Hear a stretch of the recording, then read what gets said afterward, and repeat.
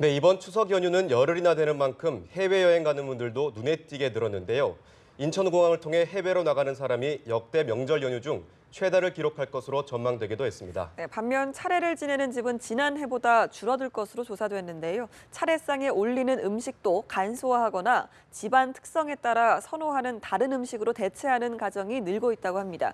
달라진 추석 풍경, 김성수 문화평론가 모시고 이야기 나눠봅니다. 어서 오십시오. 안녕하세요, 김성수입니다. 네, 추석 연휴가 시작됐는데 추석하면은 맛있는 명절 음식이 떠오르잖아요. 예. 그런데 요즘은 차례상에 오르는 음식도 좀 간소화됐다면서요? 예, 그렇죠. 사실 저희 집이 올해부터 확실히 추석을 다르게 쇠기 시작했는데요. 예. 그걸 이제 예를 들어서 설명드리면 될 것 같아요. 일단 1박 2일로 할아버지 할머님을 모셔둔 그 묘원 주변의 펜션에서 여행을 치렀습니다. 예. 그러니까 일단 기본적으로 음식 차리는 게 싹 없어졌죠. 바베큐 파티를 했고요. 네. 그러다 보니까 뭐 그 여자들이 하루 종일 뭐 전 부치고 하는 그런 모습이 싹 사라져 버렸습니다. 네. 오히려 남자들이 주도해서 바비큐를 갖다 굽고 나르고 하면서 이제 하루를 갖다 보냈는데요. 이렇게 이제 기본적으로 저녁서부터 아침까지 이어지는 엄청난 그 가사노동에 대한 부담들을 상당히 많이 개선해야 된다고 생각하는 그런 생각들이 늘어나면서 기본적으로 음식을 만들지 않거나 다르게 이렇게 바베큐 같은 걸로 대체하거나 아니면 그냥 간단하게 사서 하는 것이죠. 네. 이번에 우리도 이제 전 같은 걸 간단하게 하긴 했지만 전과 송편을 전부 사갖고 와서 데워서 이제 먹는 그런 모습. 그러다 보니까 간편식 시장들은 자꾸 늘어나는 그런 상황이고 직접 만들어서 뭔가 장을 봐서 하는 그런 모습들은 줄어드는 그런 모습입니다.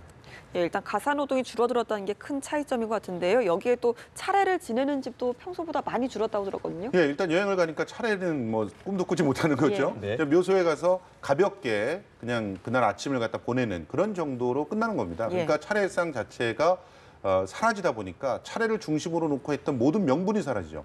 차례를 지내야 된다. 그러니까 차례상을 차려야 된다. 그러면 전도 붙여야 되고 뭐 적도 만들어야 되고 뭐 식혜도 해야 되고 이런 것들이 싹 사라지는 거예요. 네. 그러니까 이런 모습들이 많아지다 보니까 비용도 간편해지고 기본적으로 2016년 같은 경우 이제 한국농촌경제연구원에서 추석 차례상 차릴 겁니까? 이렇게 물어봤더니 74% 정도는 차린다고 했어요. 네. 예. 근데 올해는 71%로 줄었어요. 그러니까 예. 이렇게 차례상 자체도 차리는 것을 안 하겠다라고 하는 사람이 늘어나고 있는 추세니까 추석 어떤 문화들이 바뀌고 있다 이렇게 볼 수 있겠습니다. 네, 오히려 차례를 지낸다면 가족이 좋아하는 음식으로도 올린다는데 예. 피자가 올라가기도 하고요. 그렇죠. 이런 변화는 어떻게 봐야 될까요? 실제로 우리가 차례상에 뭘 올려야 된다라고 하는 것이 정해져 있는 게 없어요. 네. 그러니까 많은 그 음식 평론가들이 얘기를 하지 않습니까? 차례상에 차 한 잔만 올려도 되는 거다. 그래서 차례라고 했던 것이다. 예. 네. 그런데 왜 여기에 홍동백서를 따지고 좌포우회를 따지느냐? 이건 기본적으로 그 과시하기 위한 어떤 문화 혹은 전통이 있다라고 하는 것을 스스로 만족을 하기 위한 그런 인식이 이런 그 폐단들을 갖다 만들어낸 거다. 그러면 결과적으로 아침에 정말 정성껏 내린 차 한 잔으로 조상에 대한 기억을 다시 한번 해보는 그런 자리가 차례라고 한다면 거기에 뭔가 음식을 갖다 많이 해야 된다라고 생각할 필요가 없고 네. 뭐 해외 여행을 가시는 분들은 해외에서 맛볼 수 있는 그런 기이한 음식들로 그냥 예. 차례를 대신하기도 한다 그래요. 심지어 어떤 분들은 지인 같은 경우는 필리핀에 가서 두리안을 놨다 이렇게 얘기하는데 예. 상상을 할 수가 없는 그런 얘기지만 실제로 만약에 정말 조상들을 생각하는 그런 자리라고 한다면 얼마든지 그렇게 가능하다는 얘기죠. 예, 뭐 외양보다는 의미를 좀 더 두자 이런 뜻인 것 같은데 이번에는 연휴가 긴 만큼 해외에 나가시는 분들이 사상 최대를 기록했다고 들었습니다. 예, 실제로 10월 1일 인천공을 출발한 그 인구가 예. 11만 6천 명이에요. 예, 예. 그러면 어마어마한 그런 상황이거든요. 그러니까요. 대개 이제 휴일 중에 연휴가 끼어서 해외여행 많이 나간다. 그럴 때 인천공항에 대략 한 8, 9만 명 수준이었는데 지금 11만 명이 넘어졌으니까 최다 인파가 나갔다고 이렇게 볼 수가 있는데요. 실제로 가족 중심에서 여가 생활 중심으로 명절의 어떤 문화가 바뀌고 있다. 실제로 여행을 가는 것도 사실은 추석의 의미를 원체 따지면 그 추석을 잘못 보내는 건 아니다는 그런 분석도 나옵니다. 실제로 우리가 한가위에 대한 여러 가지 설화들을 갖다 이제 따져보면요. 열심히 먹고 마시는 그런 얘기들이 계속 나와요. 네. 서로가 그래서 마을 대항으로 무슨 잔치를 벌여가지고 그래서 이긴 팀한테 뭐 잘 대접해주고 이런 것들이 이제 추석의 문화였거든요. 그러니까 굳이 차례를 갖다 중심에 놓고 모든 가족들이 모여서 뭐 예를 따지고 이런 필요는 없다. 잘 놀면 추석이다. 이렇게 보는 것이 오히려 인식을 얻어가고 있는 그런 상황이라고 봅니다. 네, 해외여행 나서는 분들이 명절 최다라는데 오히려 팍팍한 일상 탓에 고향을 가지 못하거나 않는 분들도 계시다고 하거든요. 그렇습니다. 특히나 이제 젊은 청년들이 고향을 뭐 이전엔 부모님과 함께 찾고 이랬는데 그런 것들 안 하고 있는 거죠. 기본적으로 살림살이가 넉넉하지 않기 때문에 휴가에 맘 놓고 이제 즐길 수가 없는 그런 문화들이 되는 것이고 네. 그리고 무엇보다도 이렇게 어른들과 만났을 때 그 자리에서 추궁을 당하는 것 같은 그런 예. 그 자리들이 벌어지잖아요. 네. 여성들 같은 경우는 왜 그렇게 결혼에 대해서 자꾸 묻는지 모르겠어요. 결혼을 그러니까요. 그럼 잘할 수 있게끔 예. 뭐 육아 문제를 해결해 주시면서 그런 얘기를 하신다면 모르겠는데 예. 그런 것들은 전혀 하지 않으면서 한다면 실제로는 굉장히 불편한 자리가 되는 것이고 그러면 아르바이트 핑계를 댄다거나 하면서 빠져나가는 청년들이 많아지는 거고 예. 그러면 이제 고향을 찾는 사람들이 줄어들고 그러면 고향의 경기가 사실은 고향으로 이제 많은 사람들이 내려오면서 경기가 좀 좋아지는 그런 모습들이 있었는데 그런 추석 경기들이 사라지게 되는 거죠. 그러니까 전반적으로 우리 고향을 찾아오게끔 하려면 기본적으로 추석의 문화 자체가 달라져야 되지 않나 이런 생각도 듭니다. 예, 추석 문화 중에 뭐 가장 큰 것 중에 하나가 일단 성묘 문화인데 이 성묘 문화도 많이 바뀌고 있습니다. 일단 성묘객들이 많이 줄었는데요. 맞습니다. 여기에 대해서 뭐 매장 문화가 일단 많이 변했죠. 화장을 하거나 수목장을 하는 식으로 들어가면서 이제 성묘객들이 많이 줄고 있습니다. 안 맞습니다. 그렇습니까? 지금 2016년에 한번 우리 그 장사 정보 시스템이라고 있거든요. 거기서 이제 따져봤더니 잠정치입니다만 대략 한 80% 이상이 화장을 선택했다는 거예요. 예. 화장을 선택했다면 기본적으로 납골당 정도에서 모시게 되는 건데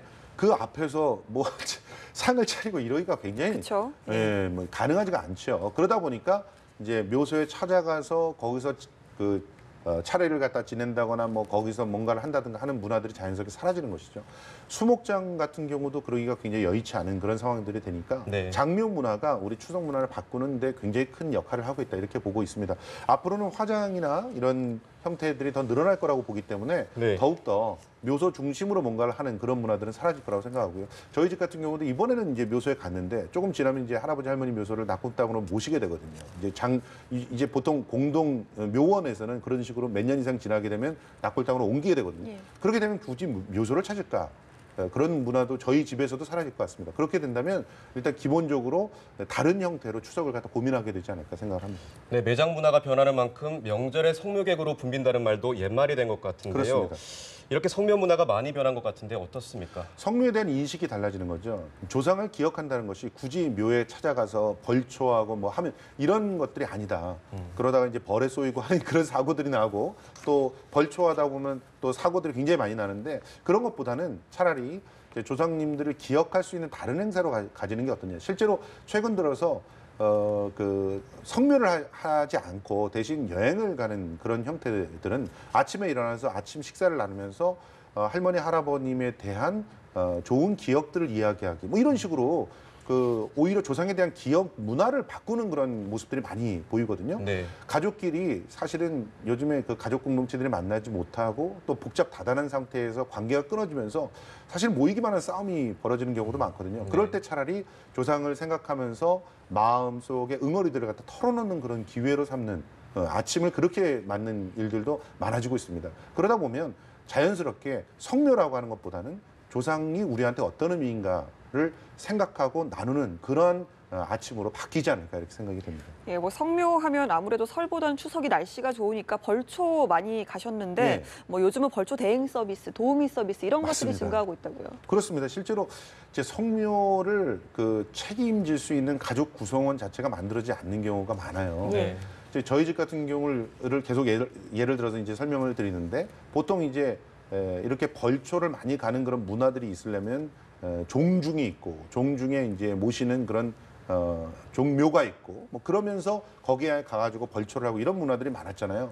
근데 이제는 종손들의 그 인식조차 사라지기 때문에 그것을 전부 간편화하고 있는 그런 추세예요. 그러면 전체 종중의사를 모시는 그런 분들을 대행으로 놓거나 아니면 아예 전혀 친인척이 아닌데도 종묘 대행을 해주는 그런 그 관리를 대행해주는 그런 서비스 업체들이 있거든요.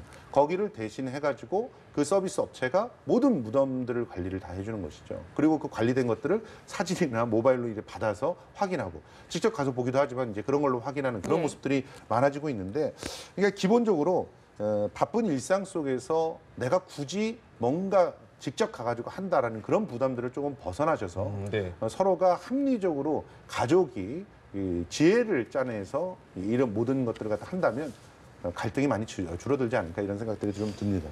네, 이번에는 10일의 연휴가 있는데요. 국내외로 여행을 가건 고향에서 차례를 지내건 무엇보다 가장 중요한 것은 가족 간의 화목일 것 같은데요. 그렇습니다. 조상님들도 그걸 가장 바랄 것 같은데 마지막으로 추석 연휴에 가장 현명하게 보낼 수 있는 방법 알려주시죠.